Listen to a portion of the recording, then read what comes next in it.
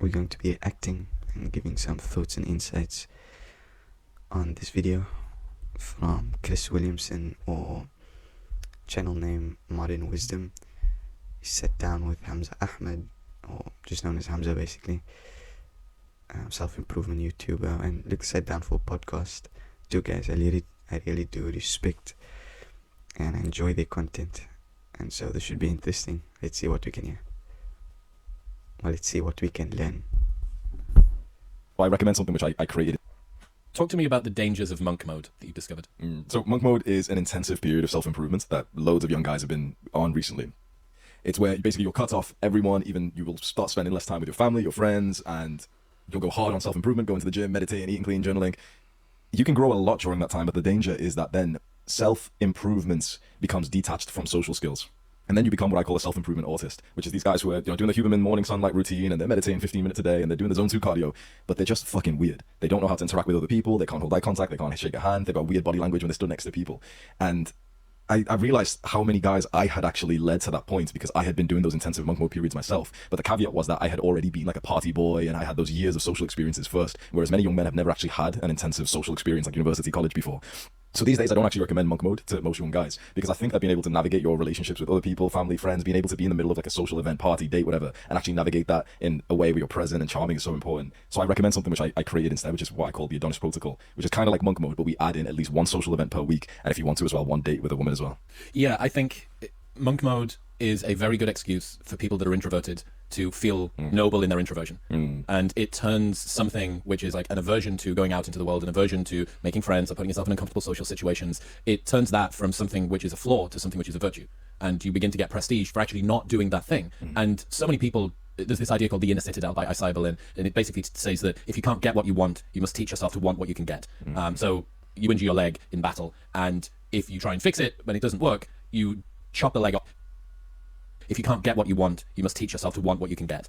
So you injure your leg in battle, and if you try and fix it when it doesn't work, you chop the leg off and announce that the desire for legs is misguided and must be subdued. So many people reverse engineer a life that puts them on a pedestal. The same thing as how many people that are polyamorous here in Austin that have tried to make a monogamous relationship work a couple of times, got their hearts broken, and then gone, oh, well, this is because we're not designed to be that way. So people retreat into their inner citadels all the time. And I think monk mode in many ways is that. And you're right, the goal of monk mode is to be better as a human. So the retreat from distraction, from social life. And I did 1,000 days sober, 500 days without caffeine, 1,500 sessions of meditate. Like I did the things, right? Very, very intensively.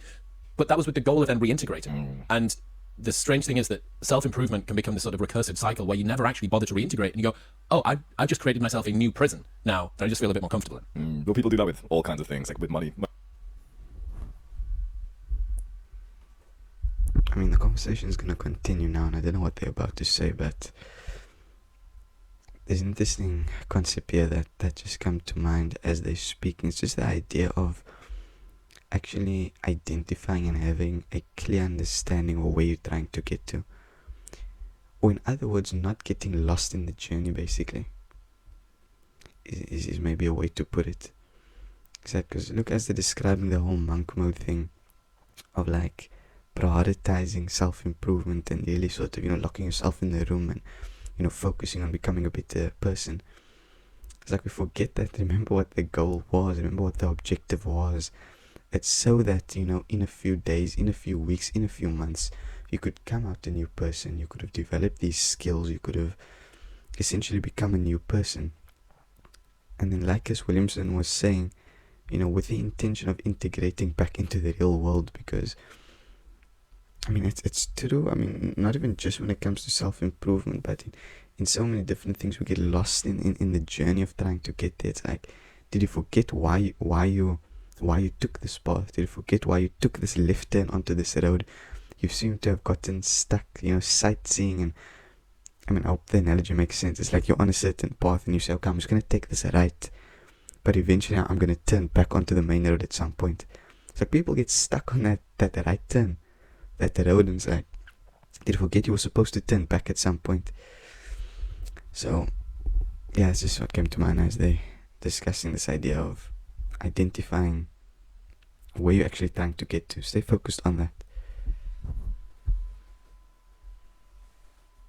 when I was broke, I was like, oh yeah, money's not going to change your life. You know, money doesn't make you happier. There's a study that said that at 70K a year, it's like, no, but you just don't have it. This is what so many guys in the internet space will be saying about beautiful women. Like, oh yeah, all the beautiful women, they're all brain dead, they're all shallow, they're all, no, bro. You don't get laid. That's why you're saying this. When you start to achieve the thing that you hated on, you realize, oh, it's actually pretty cool. Like making money is really fun. It's actually super valuable. It's helpful for your family. But when you didn't have it, it's so easy to criticize it because you don't have it. And it's more of an insecurity. It's like the guy who doesn't currently go to the gym says to the bodybuilders, oh yeah, you guys are just gay. It's like, well, bro, you wish you looked like me. Let's be honest. Yeah, it's I had a friend who was training for a bodybuilding competition that I lived with, and he was like a bit of an introverted guy, and he, through his prep, went hardcore monk mode, but obviously all dedicated toward the bodybuilding competition. And then it finished, but the habits didn't finish. He stayed in the same sort of very retreated, very insular kind of life, and I thought, oh, that's sad. That's someone who has found a way to make something that is a weakness become a noble virtue, and now he's like attached his sense of self-worth to it, and he's probably very nervous to then go back out into the world and be like, oh, how do I even do the social thing? I kind of haven't done it for a while, like everything feels a little bit awkward, and you just get into habits as well. It's not even that conscious in that front brain. It's like, well, I just go to bed at 9 o'clock, like 9 o'clock's my bedtime or whatever. It's so easy for the guys who are watching me to say, sleep deprivation is really bad and I have the bedtime and I stick to it every night. There's a party, I'm not going to go, guys. And everyone will be like, oh yeah, legend, oh, Sigma Middle. And you know, people will validate him for that. But they don't realize that if that kid goes to the party, he would have learned more in that 5-hour space than him reading 10 books on social skills. For the guy who's saying, oh yeah, women aren't worth the distraction, bro, he'll have more personal development from going on a date with a girl and even if it doesn't go well, let's say even if he gets rejected, than if he just stays at home and then does another gym session, which, you know, he's already in the comfort zone for. So people don't want to be pushed out of their comfort zone, and it's really easy to criticize the thing rather than to just admit, oh yeah, I'm a little bit scared of it going wrong. When you're doing personal development and it's either guided by yourself or it's in a very controlled environment. Yeah, I just want to touch on what Hamza was speaking about getting out of your comfort zone, and this idea of actually doing the thing is going to teach you so much more than if you sort of preparing, or I don't know, almost like studying to do the thing. It's like, for example, I don't know, an analogy that comes to mind is like when you're studying for a specific test or something. Look, you can sort of dance around the fact, you know, you can prepare a timetable, you can, you know, set a schedule, you can, you know, block out certain times, you can clean your desk, you can make sure everything's proper, but like you're avoiding the discomfort of just sitting, opening the book and sitting and studying and practicing and making notes and actually memorizing, and, you know, whether it's mathematics, actually practicing different problems, because you're going to learn so much more from just that than, I mean, maybe I'm not using a proper analogy here, but that will be better if you just sat down and did the thing, rather than if you went on YouTube and typed in how to do this mathematical thing. Sure, you'll get some knowledge from it, no doubt, but if you just sat down and actually tried and then failed and then realized, okay, you're going to progress so much quicker, I think.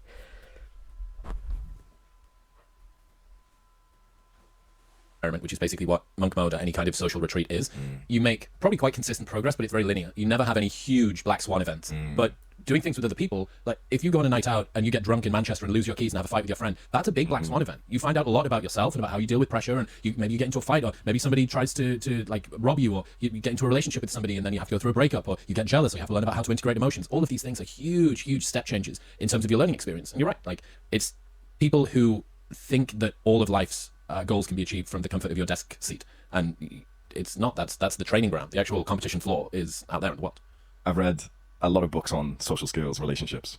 None of that will compare to the one night out in Manchester where I ended up stumbling across my old best friend who I used to live with, and I had backstabbed this guy. Like, I fully fucking ruined his life. Me and him fell out. We had arguments. I hit his girlfriend. It was like this. We were close to fighting each other. And I remember before I left the apartment we lived in, I sent an email to his mother, basically like writing on him that he had already dropped out of university, that he was being a criminal, he was starting fights, he was this. Like, I was just being, you know, I was like a dickhead, basically, 21 years old. And I stumbled across him one night, and it's awkward at first, but we're in the smoking area and he comes up to speak to me. And this is like this cool black guy. I always looked up to him. He's charming as fuck. He's so much cooler than me. And he burst into tears. And he's loud, like even in front of girls. Like, I was, you know, holding the composure, thinking, wait, that's not cool. You're not supposed to do that, right? And he let it all out. And he said, like, I saw you as my brother. You were like a brother to me. I can't believe you did that. That was completely off limits. You shouldn't have done this. He didn't hurt me, but he grabbed my shirt like this. He expressed anger. And it was so interesting, because in my mind I was thinking, like, wait, you're not supposed to act like that. You know, like alpha males don't do this. 5 minutes later, I could see that he had actually moved on from the situation. He expressed everything he needed to express, and he moved on. Yeah. I kept it in my mind for You're still talking about it. Yeah, I'm still talking about it right now. Yeah. Talk to me about, this is one of my big arcs at the moment. Talk to me about what you think the role of emotions and integrating them and using them are for young guys. Yeah, there's a really good debate about this, actually. I feel like in the modern times, men are being pushed to be far more liberal and feminine and expressive of their emotions in ways that isn't actually beneficial for them. Like, for example, they say, like, open up about your emotions to your woman. And that's problematic because if you have a man who then becomes emotional, that's deeply unattractive, and it's not valuable to society to have a man who basically can't control his aggression, his sadness, his anger, his disgust. But what I've learned from the spiritual teachers that I've studied and from like spiritual friends is that we still need to honor the emotion that we currently feel. So we need to be able to say and be aware that I am feeling angry, but then find the discipline to not need to express that in violent ways. So we can feel anger. Like I remember a breathwork teacher actually said this to me. He said, when you feel anger, let yourself like breathe the energy and let yourself honor it and actually think to yourself like, oh, I'm angry, I'm pissed, I'm this, I'm this. And when he said that to me, I actually remembered my friend I was just talking about, that you're able to say it and even convey it, but not be violent with it. Because the men who are violent are the ones who either have expressed it immediately in a violent way because they had no control of themselves, basically they were emotional, or the men who bottled it up for so long and then it exploded as well. So it's like you can go either way. You can just be the cute guy who wears the skirt and who's just, you know, expressing every emotion, and you're listening to the modern day advice that they're telling men, which then isn't going to get you to where you want in a happy, polarized relationship. Or you can be way more of the traditional man, which then also has the risk of you exploding. And so I think somewhere in the middle where you can honor the emotion, you can be aware of it and think to yourself, yeah, I am angry right now, and then unleash that into something that you know with a logical mind is safe to do so. So you take that anger into the MMA gym and you go into the heavy bag and you unleash it there for a few rounds, and it's like you're too tired to even care about the situation afterwards. Yeah, it's interesting. I had a last person that was sat in that seat with me was Matthew Hussey. He's probably the #1 dating coach on the planet, and he's on a huge arc at the moment. Big change from where he was 10 years ago, even from when I first met him. And he's huge into being as open as possible with your partner, but his openness comes from a place of extreme power, to be honest, because what he will say is exactly what you mentioned. It's like, hey, that thing that happened earlier on, this is how it made me feel. But he's not trapped and owned by the emotion, but he's helping his partner to regulate along with him. And I'm not sure whether an emotional man is an unattractive man. I think a needy man is an unattractive man. I don't think that emotions, obviously, should you open up about your vulnerabilities to your... Yeah, look, as they're speaking, I'm just trying to distinguish exactly the context of this conversation, because they seem to be hopping, because I think, look, I guess the main topic here is just men being emotional, but it's just like they're switching the context a little bit, which is confusing me, because they're speaking about like in context to a relationship, and then it's like, because I'm also speaking about the story in like being emotional from like an anger perspective, and so I guess just, yeah, men being emotional in general. Yeah, I mean, I think, like Hamza was saying, that middle between sort of compressing all of your feelings and all of your emotions and never letting it out, and you know, and being sort of poker faced, you know, I don't feel anything, and then the other extreme of like sort of letting everything out. Whenever you feel a certain way, you think that you need to express it, essentially. I mean, those are, you know, two extremes is how I understand it. And so yeah, it's somewhere in that middle that we need to sort of try to find ourselves as guys, where you're not necessarily compressing everything, you know, you are sort of letting things out accordingly and efficiently and in the correct ways, but also certain things that can be held in, certain things that don't need to be expressed, certain things that the world doesn't need to see, certain emotions, you know, can be compressed, you know, so you sort of find yourself in that middle ground. I definitely think that's actually a good approach to this whole, you know, approaching emotions as a guy, I guess. Your partner thing has been done to death on the internet, but to me it doesn't seem any more powerful or masculine to feel things and then pretend that you don't feel them. Like, that to me isn't control. Control is integrating them. Control is going, because what else is going to happen? Let's say that your chick does something that maybe is a little bit petty, that you shouldn't find uncomfortable, or you feel there's some shame and some guilt, which is also an emotion. There's some shame and some guilt about the fact that she stays late on an evening time, and you know that her boss fancies her. You go, hey, look, I feel like every evening when you stay with your boss, I always feel a little bit uncomfortable. I wish I didn't, and I don't really know how to say this, but I'm sort of working through this, and I don't want to get ratty with you. I don't want to say something to you that's gonna piss you off, but I just wanted to put that out there. I felt like it was important for me to, like, that level of truthfulness absolutely can turn some girls off. You do not want to be in a relationship with those girls. Like, it is on them. They are the problem if they can't accept you being open, honest, truthful, direct. Like, that to me, for a guy to overcome the shame and the guilt and the fear and the concern of saying that says a lot more about a man's bravery to face emotions and then to put them out into the world, remembering what we were saying before, not just the monk mode equivalent of emotions, which is the heavy bag, but the integrated version of emotions, which is doing them in unison with somebody else. Because the alternative is that you're just going to continue to, like, eat this shit. This scenario, this situation keeps on going. It's like, hey, I would really love it if when I came through the door, you gave me a kiss on the cheek and asked how my day was. It makes me feel like a king, and it's amazing. They want you to be happy. if you're in a relationship with someone that's antagonistic, and I think this is one of the problems with so much relationship advice, both people are trying to play this transactional game where neither of them wants to get hurt, so neither of them wants to invest, so neither of them actually cares about making the other person better, and neither of them wants to make the other person feel happy. It's like, well, okay, that's what maybe many relationships are, but that's not what I want, and that's not what anyone that I know that's an integrated man wants. What they actually want is someone who says, I want to do everything that I can to make you feel better, and I want you to do everything that you can to make me feel better, because that's what a partnership is like. That's how a team works. What did Mark Manson say in Models? That vulnerability is one of the most important traits, and it's being able to convey what you actually feel, like authenticity. You know, I can say the most intensive development period I've had in a relationship is when I started to convey that with my anxieties of like, oh, I'm anxious that you're doing this. I'm anxious that you might be cheating. Have you ever cheated? Because previously when I had tried to convey that, or I had those thoughts and I kept it inside, it was toxic for the relationship. And like you said, you don't want to be bottling that up until in some point it either comes out in a bad way, or even in just the monk mode way where it's just on the heavy bag. You're actually so right there, because when I've conveyed it to the other person, I actually had the biggest moments of transformation with like anxieties that I had from childhood. I don't know, I was like loved inconsistently or something, and it was triggering that, and I was able to really find a lot about myself. And the most important thing is, it actually is a great assessment to see if whether you and your woman are actually compatible. Because if you're able to tell, okay, this is how I feel about this situation, if she's got the ick from that, then you're clearly not compatible. Well, you're not a match, yeah, because you're going to continue to feel anxious about these things, and there's two choices: lie to her or break up, right? And so, yeah, I think a lot of incompatible relationships would be saved much more quickly if people were more open and honest about how they felt. Like, yes, do you need to titrate the dose? Like, you don't need to tell them about your chronic flatulence and athlete's foot on the first day. But, you know, just as things come up when the time is right. And I get it. You know, there's these videos of like, I asked him to be open and emotional and honest, and then he did it, and then immediately I dumped him because I don't fancy. It's like, hey, darling, you suck. Like, you suck as a partner, and no one wants you. So feel free to advertise this to the world. And that guy is now liberated to go and find someone who is emotionally mature, who is going to be able to support him in the right way. Or maybe they're just not the right match. Maybe she wants to be with the old school, like, boomer parent guy, like, you know, just drinks his problems away or hits them, you know, punches a couple of holes in walls. And maybe she feels like that's love. But I think for a lot of the people that will be listening to this, both guys and girls, they'll want something that's more emotionally integrated, something that's more truthful, and giving yourself the opportunity to grow from that relationship. And in the relationship, it's like, wow, as opposed to just being two people doing personal development that get to cuddle and have sex every so often, you know? It depends what you're optimizing for, I think. Like with the red pill space, it's all about optimizing just for sex, basically. And if you're just going for that and you want the highest probability to find a damaged girl who wants to have casual sex with you, then you don't show her any emotion, go with full alpha male stoic mode, you're most likely going to get laid at that point. But if you're trying to actually optimize for a long-term relationship where you get to co-regulate with each other and you've got this cute, like, long-term compatible relationship of someone you actually want to be next to, you're going to have to admit, like, these vulnerabilities. You're going to have to look to her and say, like, I feel good when you do this. I feel bad. Because it's like, why the fuck wouldn't you? Like, when she Why wouldn't you say it's like, that feels nice because your love language is touch. Tell her, bro. Like, otherwise she won't do it. She's not going to keep doing it. Yeah, train them. Treat both. I think, yeah, I just feel like I'm not educated enough to basically say anything when it comes to this, like, relationship talk. But I think, yeah, I did just want to comment there when Hamza said that is the big one for me. It's about identifying what the objective is. Like, what exactly are you trying to do with this woman that you are, you know, trying to get with? Is it short term, medium term, long term? What exactly are you trying to get out of it?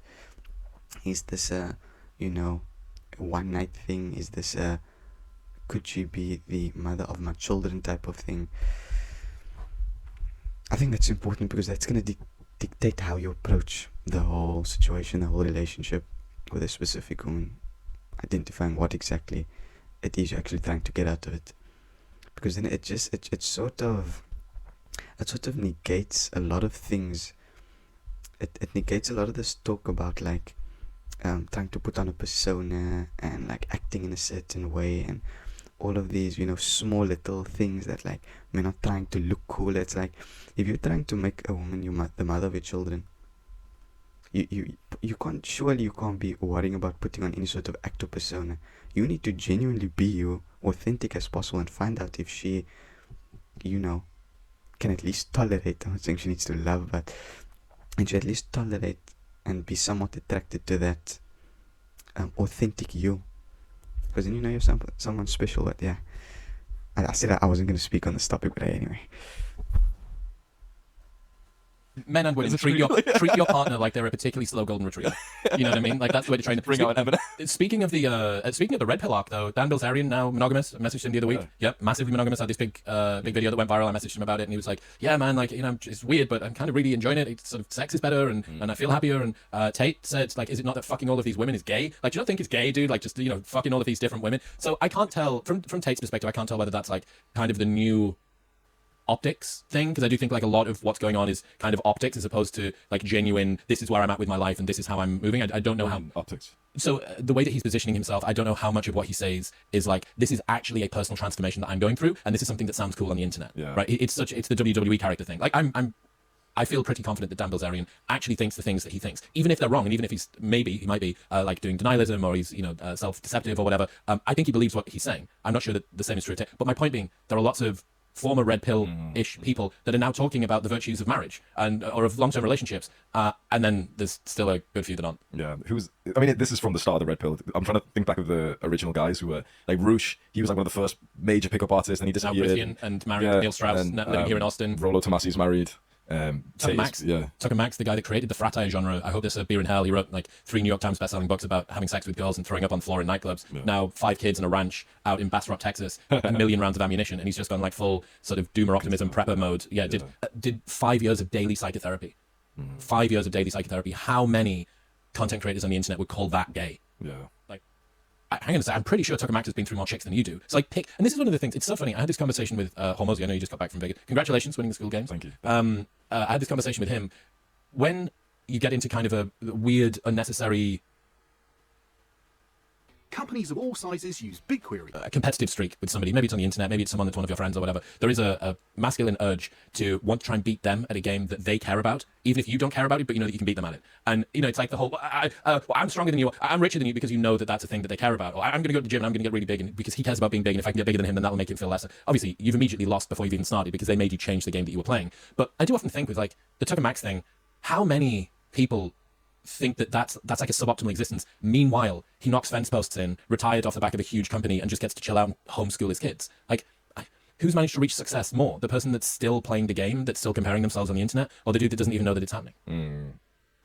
It's interesting that I see this bridge between the red pill guys where they start off and they're basically always the little nerd, loser, virgin, childhood trauma, learn the skills to pick up girls, red pill, go out, nighttime, day game, basically life, your head's on a swivel, finding the closest girl you can go cold approach to, and you know the highest probability lines and the peacocking colors and everything. And then it's like you enjoy that, you indulge, and you get to the point where you start becoming sick of it. And that's when the fantasies of like monogamy, that's when the fantasies of a good girl comes in. Because Myron said this, he said, now that he understands girls, he can't respect them. And I think there's truth in that, but I think it's just slightly misguided. It's that it feels like many of us men have been sold a lie of what women are. And I really do think that when you do go through the red pill arc, you understand they're not the princesses that they were made out to be. You see like the dark feminine energy. You see how quickly certain girls will get into bed with you. You'll see how certain girls will speak about their boyfriend and husbands. And I think some men need to go through that. Or like, you know, men who are born into amazing households with no trauma, they get a girlfriend when they're 16 years old, get married, okay, sweet, awesome. But there's guys who were born fucked up, right? There's guys who had the dad in and out of the house, alcoholic, cheating, mother cheating, this. And it feels like, I don't know, you have an incessant need for the intimacy of what more than one woman could ever give you because of the inconsistent love that you receive from your mother. I agree. That to me is, there's 2 fixes, right? You can either continue to satiate an insatiable hunger, or you can stop being so hungry. And stopping being so hungry is self-work, therapy, if you need it, the meditation, the breath work, the spending time actually unpicking and unpacking those patterns. Why is it that I don't seem to ever feel validated by the world, no matter how much I achieve? Why is it that I never feel comfortable or safe and secure with one partner, so I need to go and see 5 or 10? I need to be dating as many as possible at once. Like, what is it about me that needs that void filling in? One idea that comes to mind as Chris Williamson was asking that question was just that I think a lot of us get trapped by what our life is like supposed to look like. Like I don't know, maybe I just should speak for myself here. Like, I'm supposed to do well in school, like I'm supposed to do well at university, I'm supposed to get a high paying job, and then I don't know, from there all of these supposed to typical type of thing. And I think a lot of guys get trapped in that though, right? Man, again, like I said, I think a big leap that guys should undertake is just identifying exactly what you want and then living a life in accordance with that. You know, obviously there's certain things where, I mean, look, you have certain responsibilities, you have certain duties in this world that need to be taken care of. You can't absolutely just live a life in accordance with your desires. I'm not saying that, but what I'm saying is be careful, like, getting lost, because when you get deluded into going down a specific, maybe not, okay, I'm not deluded, but you get influenced to think that you want to go down a specific path that you're currently going down, but you completely forget that you were influenced to go down that path, and then when you get to the end of the road, you wonder why you're not satisfied. You wonder why do I not feel complete? Where's that contentment? Well, you forget you didn't actually want to go down that road. You were led down that road, so don't be surprised when you get to the end and you wonder why there's no feeling of accomplishment. You were led to go down there. And I mean, there's many factors of why you still ended up going down, but the fact is, if you reach there, don't be surprised if you don't feel content, because you didn't want to go down that route in the first place. I think point being, identify exactly your goals and objectives and sort of make sure you live a life in accordance with that. It's a powerful thing that's being reiterated as this podcast is going on.